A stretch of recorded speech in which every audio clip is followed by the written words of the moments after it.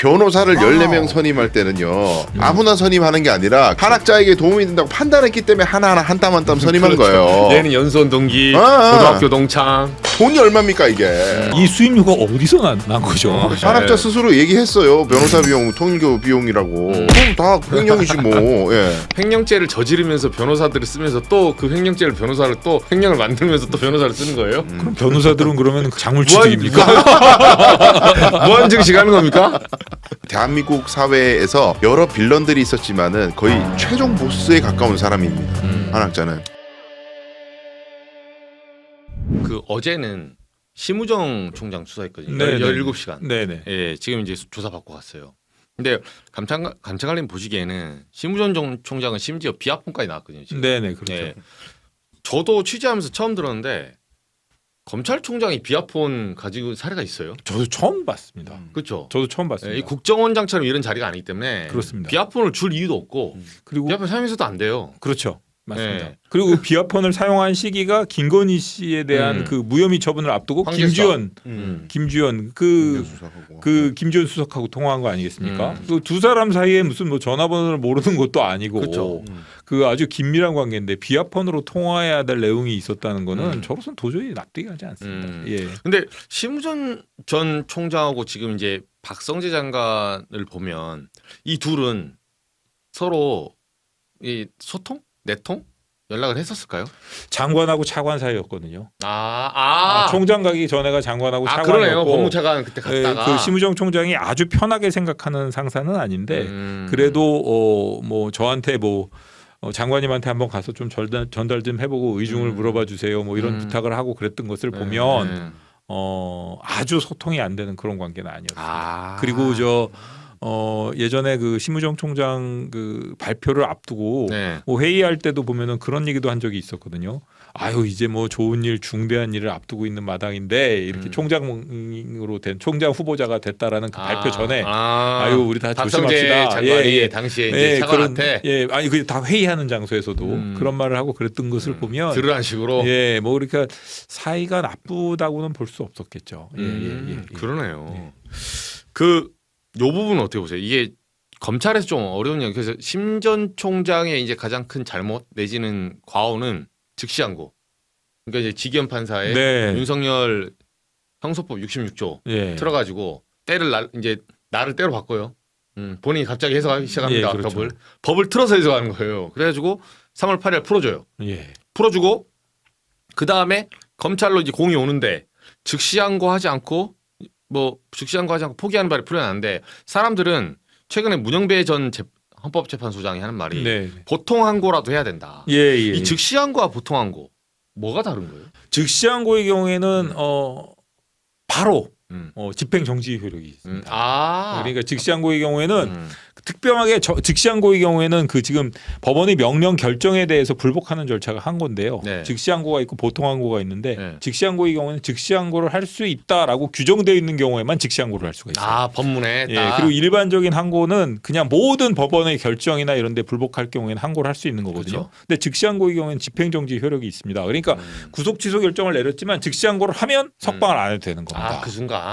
이건 좀 긴급할 때 잡아놓는 거네요. 항고를. 그러니까 그 긴급한 때 아주 중대한 문제 이 법원에서 결정을 했다고 하지만 그 결정을 그대로 집행할 경우에는 회복할 수 없는 회복될 수 없는 그런 돌이킬 수 없는 사태가 발생한다고 생각될 때는 검찰에서 즉시항고를 하도록 대신 일주일이라는 정해진 기간 내에만 할 수 있도록 즉시항고 기간에 제한을 두고 그런 경우에는 집행정지 효력이 생기는 거고 보통항고는 그 결정을 취소하는 실익이 있다면 그 재판이 계속 진행되는 한 언제든지 항고할 수 있어요. 그렇죠. 이건 뭐 법조인들 다 아는 거지 않습니까? 언제든지 할 수 있는 거고 대신 집행정지 효력은 없습니다. 다만 그 판단이 옳은지 그른지에 대한 상급심의 판단을 받아볼 수 있는 거죠. 예를 들어 구속 취소 결정에 있어서 여태까지 71년 동안이라고 그러셨는데 날로 계산을 해오던 것. 그렇죠. 그리고 법문에도 분명히 날이라고 되어 있는데 날이라고 써 있어요, 그냥. 날이라고 되어 있어요. 써 있는데도 불구하고 그걸 갖다가 새로운 법을 창조해서 뭐 피고인한테 시간 계산이 유리하니까 시간으로 하지 뭐 이런 식으로 지기현 판사가 했던 거를 다퉈볼 수가 있다는 거죠. 그게 과연 옳은지 그런 것인지. 예. 이론적으로는 피고인의 이규라는 게 사실은 윤석열 사례가 굉장히 특이해서 그렇지 네. 학계의 논쟁도 좀 있잖아 있기는. 네, 그러니까 원래는 형법이나 형사소송법은 항상 피의자나 피고인에게 유리하게 일단 해석하는 게 원칙이긴 해요. 그렇죠. 법의 네, 정신은. 그런데 분명한 것은 해석이잖아요. 해석. 음. 해석은 글자의 뜻을 이해하는 걸 의미하지 글자를 바꾸는 걸 의미하지 않습니다. 지금 지기현은 글자를 바꿨기 때문에 비난을 받는 것이고 방금 이제 간창가님 말씀하신 것을 사례를 들어서 말씀드리면 시청자분들 이해하시기 훨씬 쉬워요. 자, 심우정이 계속 주장했던 게 과거에 위헌 결정을 받은 적이 있기 때문에 그쵸. 내가 걱정돼가지고 즉시한 걸 못했다. 뭐 이런 얘기를 하는데 52년 전 뭐 유신헌법 얘기하면서. 네, 굉장히 잘못된 얘기입니다. 그러니까 구속집행 정지 신청에 대한 즉시 항고는 위헌이다. 그런 결정을 한 적이 있어요 예전에 헌법재판소가. 근데 이거는 보석도 하나 있고. 네, 보석도 있었고. 근데 구속 정지만 하나 말씀을 드리면은 이런 거예요. 갇혀 있는데 구속이 됐어요. 구속이 된 상태에서 갑자기 부모님이 돌아가셨어. 아버지가 돌아가셔서 상을 한 3일 치러야 되는데 급하게 갔다 와야 돼요. 갔다. 3일만 구속을 정지시켜 달라. 갔다 올 테니까. 그렇게 정지 신청을 해가지고 판사가 오케이 갔다 와. 뭐 잘 갔다 와. 결정을 내렸어요. 그때 검사가 풀어주면 어떡해요. 도망가면 어떡해.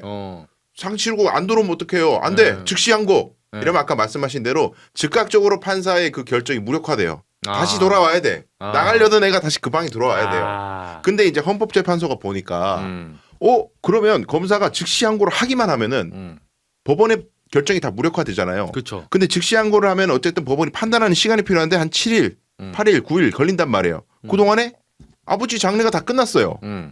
구속집행 정지에 대한 아무런 그 실익이 없어지는 거예요. 네. 그러니까 검사는 나중에 예를 들어가지고 판사가 야 검사야 즉시 항고는 잘못됐어. 얘는 나갔어야 됐어. 장례 치렀어야 됐어. 결정 내리면 뭐예요? 이미 장례가 다 끝나버렸어. 그러니까 헌법재판소가 보기에는 즉시 항고만 하면은 다 홀드 시킬 수가 있기 때문에 이건 너무 심하다. 위헌 이렇게 된 거거든요. 그런데 구속 취소는 다르죠. 갔다 와가 아니에요. 그죠. 영원히 풀어주는 결정이라고요. 다시 잡아놓으려고 얼마나 힘들었습니까? 영원히 풀어주는 결정을 하는데 그걸 즉시 항고가 위헌이다? 아니 즉시 항고 인정해도 아무런 문제가 없어요. 그리고 보통 항고 아까 말씀하신 것도 문영배 재판관이 말씀하신 네. 중요한 의미가 있는 게 즉시 항고가 위헌의 소지가 있다면은 보통 항고만 해도 일단 윤석열이 풀려난 상황에서 상급법원이 야 지기현 너 잘못 판단했어. 그건 아닌 것 같아. 그럼 다시 백 잡아올 수 있죠. 돌아와 이렇게 하면 되죠. 근데 보통 항고조차 하지 않았다. 그건 영원히 그냥 윤석열은 나가주세요. 자유를 누려주세요라고 한 것이기 때문에 문제라는 거예요. 그러네요. 정확합니다. 그럼 일선 검사들 입장에서 굉장히 억울한 게 열심히 수사해서 적시에 기소를 했는데 지기현은 아니야 너네들 기소 늦게 했어. 법이 정한 기간 안에 기소를 안 했기 때문에 풀어줘야 돼. 너네들 잘못한 거야. 대형 사고 쳤어. 검사에게 똥물을 뒤집어 쓰는단 말이에요. 그러면 검사도 아닌데 우리 법 지켰는데 왜 우리 보고 그런 오명을 그쵸. 씌워? 그렇죠. 바로 들이받아야 된단 말이에요. 검사들은 들이받고 싶었어요. 그러나 심우정은 하지마. 하지마. 가만히 있어. 검사 동일체. 예, 그게 직권 남용의 여지가 있다는 거예요. 일선 검사였으면 어땠을 것 같아요, 감청관님? 저 같았으면은 뭐 각서라도 받았겠죠. 이 뭐 그러려면 그래도 되는데 그렇죠. 이거는 뭐 검사들의 경우에는 서로 의견이 다를 경우에 직무 이전 권한이 있으니까 그럼 본인이 주인 검사로서 판단을 하고 그렇게 얘기를 했겠죠. 그렇게 얘기를 하고 저는 그냥 넘어가지는 않았을 것 같아요. 저는 실질적으로도 며칠 후에 저 뭐 무연한 기회라기보다는 어떻게 좀 일이 생겨가지고 전화를 해가지고 뭐 그런 얘기를 했는데 본인이 뭐 내 책임하에서 석방한 거니까 뭐 형님 너무 그렇게 화내지 마세요 이렇게 얘기를 하던데. 최무정 총장. 근데 그 본인이 이게 책임질 수 있는 문제입니까? 그렇죠. 결국 검찰 조직 전체가 어떻게 보면 완전히 이런 오명을 다 뒤집어 쓴 건데. 맞아요. 그리고 아무리 본인 나가버리고 끝났잖아요. 네. 그러니까요. 하지만 그로 인한 뭐 이 검찰 조직에 대한 떨어진 신뢰라던가 이 검찰 조직에 대한 불신은 이거 해소시킬 수가 있는 겁니까? 그럼 본인이 나가서 맨날 이 검찰 조직이 이렇게 된 건 모두 제 탓입니다라고 이렇게 뭐 피켓이라도 들고 서 있든가. 그렇죠. 그러니까요. 이거는 그렇게 책임질 수 없는 판단을 해놓고 여태까지 선배들이 참 보면은 그런 나가가지고 자기네들은 책임지지도 못하고 나가가지고 비겁해. 변호사로 변신해가지고 잘 살고 있으면서 이 좀 그런 말도 안 되는 결정, 조직에 부담되는 결정을 하고 나간 선배들을 많이 봤는데 저랑 모르는 사람도 아닌 심우정 총장이 그랬다는 게 저도 참 좀 안타까운 면도 많습니다. 중요한 포인트 하나를 꼭 짚어야 되는 게요.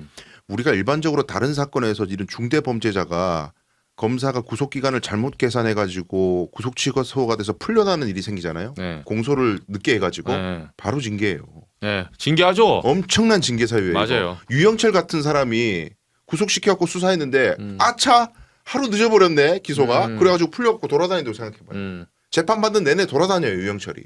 우리 국민들이 얼마나 분노하겠습니까. 맞아요. 뇌란 수괴예요. 뇌란 수괴를 저지른 가장 중범죄 최하가 무기징역인 사람이 네. 풀려나는 일이 생겼는데 어떤 검사도 징계받지 않습니다. 심우정 검찰총장 징계하자는 얘기 한 적 없을 거예요. 그게 뭘 의미하겠습니까? 아, 저도 그날이 생각나네요. 그러니까 뭐 그 주먹 불끈 쥐고 그 네, 구치소문을 나온 날에. 그 뒤에 그 김성훈이 시켰겠지만 그런 무장 경호차 위에서 맞아요. 이렇게 소총 들고 이렇게 따고 맞아요. 이렇게 뭐 우리 위세가 이래 이런 걸 과시하듯이 맞아요. 이렇게 무장 차량을 쫙 세우고 맞아요. 금이 환영하듯이 관저로 돌아가는 모습이 기억이 납니다. 정말 그 사태는 참기 어려운 일이었고 이건 정말 잘못한 겁니다. 알겠습니다. 저희 요거 하나만 더 할게요. 한학자. 네. 예, 총재. 지금 이제 영장 실질 심사. 오늘 이제 한학자 총재랑 정원주 비서실장 2명 같이 이제 나오고 있는데 영장 우리 몇 번 했는데 두 분도 오셨으니까 오늘 지금 하고 있으니까 어차피 영장 발부됩니까? 저는 기각 가능성이 높다고 생각합니다. 기각. 과반이다. 감사합니다. 저는 반반 봐야 될 것 같아요. 반반. 이 사건의 경우에는 뭐 여러 가지로 보면은 뭐 조직적인 증거인멸 가능성 부인하고 있고 범행의 죄질 뭐 여러 가지 면에서 모든 게 구속 사유를 방향을 가르치고 네. 있는데 그 구속 여부를 결정해야 될 법관 입장에서도 뭐 이렇게 어떻게 보면 벌집을 건드리는 거 아니야? 이런 식의 좀 우려도 있을 수 있고 그다음에 고령이거든요. 구속을 해놔도 상황이 뭐 달라질 게 별로 없어요. 43년생. 예. 예. 상황이 별로 달라질 게 없고 계속 이 뭔가 좀 우한거리가 생긴다 그래야 되나 그런 상황이라서 어찌 될지 두고 봐야 될 것 같습니다. 다만 분명히 말씀드릴 수 있는 것은 죄질이나 이런 거에 비춰보면 그런 고령 요소를 제외하면 구속이 맞죠. 당연히 구속돼야죠. 예. 근데 지금 기사 나온 걸 보니까 무려 변호인을 14명을 대동해서 갔다. 와. 여기 그 게다가 이제 사실은 잠깐 했지만 민정수석, 예, 민정수석 후보자라고 해야 되나? 예, 오광수, 네. 예, 그리고 김호수 전 총장. 제가 추론컨대 저는 그 기사를 보기 생겼어요. 사람들은 뭐 여러 가지 설을 얘기하잖아요. 오광수 전 민정수석 같은 경우는 어떤 시나리오냐면 제가 보건데 그 기사는 나왔어야 된 기사야. 왜? 누굴 위해서? 오광수를 위해서. 왜냐? 한학자 총재가 어쨌든 그 당시에 보면 오광수 민정수석이 선임된 다음에 민중기 특검 한번 만나거든요. 만나잖아요. 여기 윤영호 씨 있죠. 네. 윤영호 씨 공소장에 똑같이 나와요. 윤영호가 결국은 윤석열을 만나고 한번 오거든요. 로비를 해서. 한학자는 모르잖아. 야, 네가 만났는지 안 만났는지 내가 어떻게 아냐. 증명을 해봐라. 그럼 이 증명은 윤영호가 하는 게 아니에요. 윤석열 쪽에서 해주는 거야. 예를 들면 그 증명을 어떻게 하느냐면 지능적으로 윤영호라는 사람이 잘 왔다 갔습니다. 이건 하수들이고 이렇게 얘기를 해야지. 예를 들면 야 그쪽에서 예를 들면 윤영호가 왔다 갔는데 한 총장이 그 빈손으로 왔다 갔어요. 이런 불만투. 윤영호를 욕을 하면서 그 사람이 현장에 있었다는 걸 입증해 주는 거죠. 오광수를 욕을 하면서 그러니까 오광수 입장에서는 오광수 전 민정수석이 한학자 총재의 그 변호인으로서 등록을 한 다음에 민중기 특검을 만났다라는 오광수를 때리는 듯한 기사가 나와야 오광수 전 민정수석의 계좌에 입금이 됩니다. 어허. 논리 맞나요? 야, 근데 이 어떻습니까? 추론의 영역은 좀 네. 무서운데. 네. 야. 제가 곰곰이 생각해봤어 집에서. 예. 이게 이 기사는 누굴 위한 것인가? 근데 기자님 뭐 그게 이제 진실인지 우리가 더 파헤쳐 봐야겠지만 네. 변호사를 14명 선임할 때는요. 아무나 선임하는 게 아니라 각자 변호사가 가지는 강점, 그렇죠. 도움되는 거, 그렇죠. 한학자에게 도움이 된다고 판단했기 때문에 하나하나 한 땀 한 땀 선임한 그렇죠. 거예요. 얘는 연수원 동기, 아. 고등학교 동창. 다 뭔가 인연이 있든 뭔가 실질적인 실력 행사를 할 수 있든 아니면 수사 과정에서의 자료들을 뭐 뒷이야기를 빼올 수 있는 사람이든 등등등 할 수 있다고 생각했기 때문에 선임한 거고 돈이 얼마입니까 이게. 그거 정말 저도 지금 그 얘기를 하려고 그랬는데 이 수임료가 어디서 난 거죠? 다 돈교 그 신도들 많죠. 그 얘기를 하면 그 자체로 횡령죄를 인정하는 게 된다고 지난번에도 언론에 났었죠. 맞습니다. 네. 한학자 스스로 얘기했어요. 변호사 비용, 통일교 비용이라고. 그거 다 횡령이지 뭐. 예. 그럼 지금 횡령죄를 저지르면서 변호사들을 쓰면서 또 그 횡령죄를 변호사를 또 횡령을 만들면서 또 변호사를 쓰는 거예요? 그럼 변호사들은 그러면 그게 그 뭐야 작물취득입니까? 무한 증식하는 겁니까? 아 진짜 이거는 이 대한민국 사회에서 여러 빌런들이 있었지만은 거의 최종 보스에 가까운 사람입니다. 한학자는 엄청납니다. 그 자금력과 로비력 그리고 여러 가지 반칙 행위들은 이루 말할 수가 없는. 그리고 이 사람이 뭐 제가 아까 구속이 안 될 것 같다는 예상을 하긴 했지만은 이 사람이 구속되는지 안 되는지를 보면은 우리나라 대한민국 사법부가 살아있는지를 볼 수 있는 바로미터 중 하나가 될 수도 있어요. 이거 그 지금 우리 강명 변호사님 말씀하시는 거 들으니까 구속이 될 수도 있겠는데요. 그러니까 제가 반반이네. 너무 신뢰가 떨어진 거죠.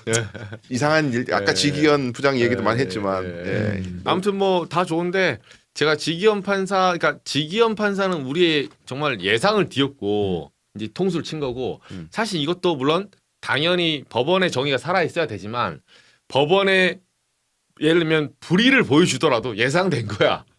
저도 약간 기각된다고 보거든요. 중요한 거는 이제 영장 재청구를 하나 안 하냐 있거든요. 그렇죠. 영장 재청구 한다고 하신 거 하나 뭐. 만약에 기각되면 재청구는 안 할 겁니다. 그죠? 근데 지금 뭐 말씀하시는 내용을 가만히 듣고 보니까 저는 그냥 다른 주변 여건이라든가 이런 걸 빼놓고 이게 기각 가능성도 있지 않냐 고령이라서. 근데 지금 법원이 처해 있는 입장이나 이런 걸 보면 한학자 거기 영장이 기각되는 경우에는 좀 더 공세의 수위가 높아질 거거든요. 이제 사법개혁 탄력 받는 거죠. 그렇죠. 한덕수 전 총리가 기각됐을 때보다 파장이 덜 클 거예요. 그죠. 네. 두 분 다 한 씨라는 공통점이 있긴 하군요. 그러네요. 한학자, 참. 한덕수, 네. 한동훈은 왜 안 나오죠? 정고인으로? 아이고 지금 비약이 좀 이제 그렇죠. 약간 좀 다르긴 한데. 아니 검사관님 가셨잖아요. 저요? 예, 지금 참고인 안 나가도 되는데 가셨잖아요. 아니 저는 뭐 예. 조용히 그 지하 주차장으로 조용히 제가 갔다 왔는지는 잘 한동훈 모르는. 죽으러 안 가더라고요.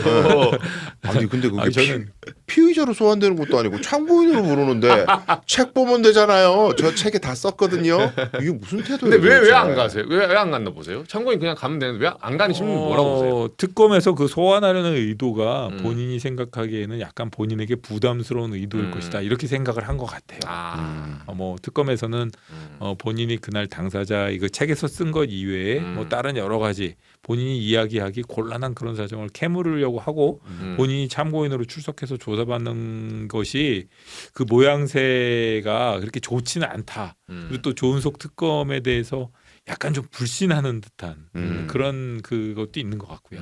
예, 아니 그런 근데 부분도. 저는 한입 다루고 또 그러니까 그 앞다고 뒤다른 게 한동훈 전 대표 맨날 계엄 얘기하면 오. 자기가 뭐 계엄 해제한 몇 명, 그렇지. 18명 중에 한 명이다. 국민이. 맞아요. 민주당 사실은 냉정히 말해서 전 똑같이 말하는데 제가 미워서가 아니에요.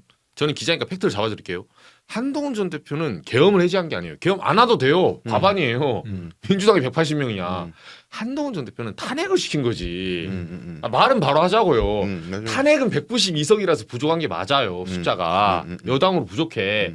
그래서 친한계가 와서 탄핵을 시켰죠. 근데 계엄은 아니 뭐 해준 거 감사하긴 한데 꼭 그게 한동훈 때문에 됐다고 볼 수는 없는 거예요. 제가 너무 야박한가요? 없어도 돼. 그러니까 계엄 해제는. 근데 그거를 내가 계엄 해제했다는 거는 본인이 그냥 근데 솔직히 본인 의원도 아니잖아요. 본인이 한 것도 아니야. 냉정히 말하면 또 아니 그 한동훈 전 대표가 참고인 조사를 받아야 되는 이유가 여러 가지가 있지만은 본인이 책을 많이 썼다고는 하나 지금 새로운 얘기들이 많이 나왔어요. 네. 예를 들면은 그 저 원내대표 추경호 전 원내대표 네. 이 사람이 너 왜 당신 그 계엄 해제나 빨리빨리 할 것이지 그 중차대한 상황에서 의원총회는 왜 열어가지고 혹시 계엄 해제 방해한 거 아니야? 라는 조사를 그렇죠. 받을 때 이 사람이 한동훈 핑계를 댔잖아요. 아니 한 대표가 당사로 모이라고 했다. 아니 최고위를 갖다가 국회에서 하자 그랬다가 갑자기 당사에서 최고위 한다 그래가지고 나도 그 싱크 맞춰가지고 한 건데요? 라는 얘기를 했단 말이에요. 네.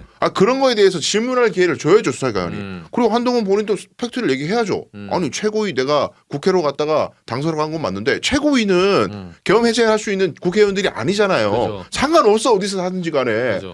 나 때문에 의원총회를 당사에서 열었다고요? 그건 아닌데요. 한마디 하면 되잖아요.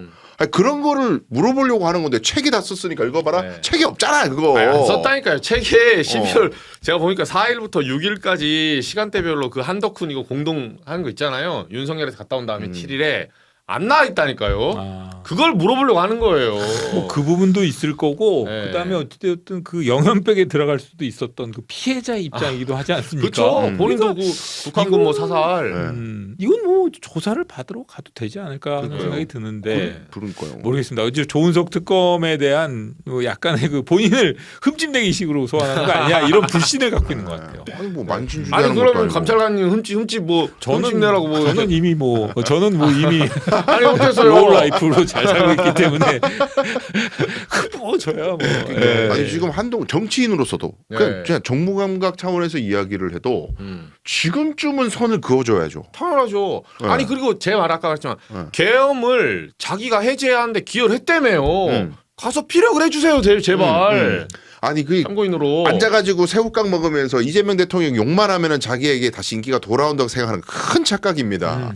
계엄에 대한 명확한 사실관계에 대한 밝힘 그리고 국민들의 의혹 해소에 도움이 돼야 조금이라도 국민들이 참작해줄까 말까지 앉아가지고 계속 지금 앉아서 SNS 메시지 내는 게 민주당 욕이잖아요. 야. 이래갖고는 택도 없어요. 네.